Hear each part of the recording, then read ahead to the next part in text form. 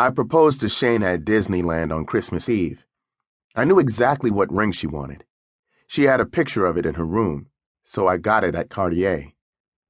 It was a 4.5-carat diamond ring called the Luna that cost $150,000, so it would have been ideal to have an armored truck deliver it. But instead, I kept the ring in the pocket of my big puffy down jacket. All I could think about was that I might lose it, and that it would be such a fucking fail if I did. We rode all the rides we normally did, trying to make the afternoon normal. Then, when it got dark, we went to the Haunted Mansion. Every year, they redecorated for the holidays with a Nightmare Before Christmas theme, so it seemed like the perfect time and place to propose. Anytime we went to Disneyland, we had a special tour guide so we wouldn't get swarmed, and we can go on all the rides right away. That day, I told the guide, his name was Nick, that I wanted to be able to go on the Haunted Mansion ride solo with Shayna.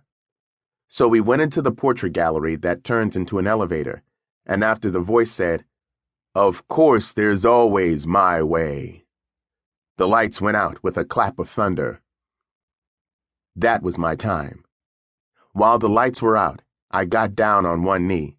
I hadn't lost the ring, and when the lights came on, I popped the question.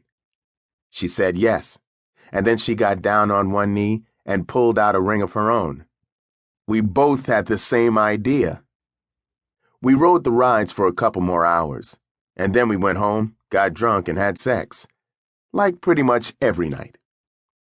The difference was, that very night Shayna started planning the wedding.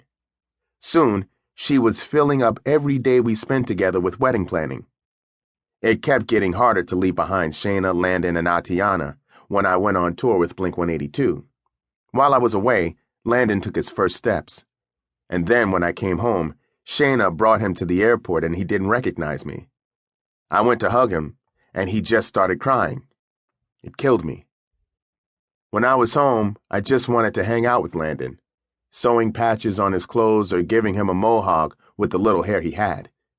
And as soon as he could hold the drumsticks, I started teaching him to play the drums. But as much as I loved the idea of never leaving the little guy ever again, I had a job to do, and soon enough, I flew down to Australia for another Blink-182 tour. Leaving my family behind was the hardest it had ever been, and on top of the flight, to get through the heartache, I needed to take pills. I was still taking Vicodins by the handful, but while I was down there, I got some Oxycontin, which was even crazier.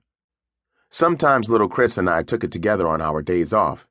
We'd be hanging out on a couch in my hotel room getting blurry. When I took Oxycontin, it felt like my face was melting, and that I was poured into a flat puddle all over the couch. Little Chris was supposed to be looking after me when I did pills. I always used to say, "Dude, hit me if I don't wake up."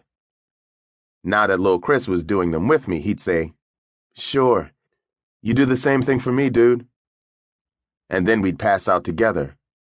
So I paid Jake, one of our security guys with Blink, to sit up with us and make sure we were still breathing.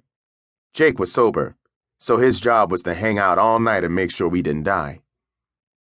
While we were in Australia, Blink filmed the video for Always, the fourth single off the Untitled album.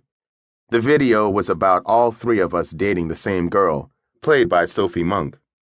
She was a singer and a model, and at the time, she was the it girl in Australia. In the treatment, I was the one who made out with Sophie. And Shayna was so pissed. "Why did they pick you?" she demanded. "I don't know, baby. That's how they wrote it. I got to kiss the girl, whatever." And of course, I wasn't mad about kissing Sophie. But I was a gentleman. I only kissed her when I was supposed to. It's weird kissing on a video. It's not the same when there's a bunch of people watching with cameras and lights, and somebody telling you, "Okay, put a little more into it." But even with all that, it was fun. We could have hung out afterward, but I bowed out. I was getting married. I got home from Australia after a 19-hour plane ride, out of my mind on pills, totally Xanaxed out. It was November 14th, 2004, my 29th birthday. Shayna picked me up at LAX and said she was taking me out to dinner, which was cool. To keep listening to this audiobook for free, Click the link in the description. It will take you to a free Audible trial where you can listen to this and many other books for free for 30 days.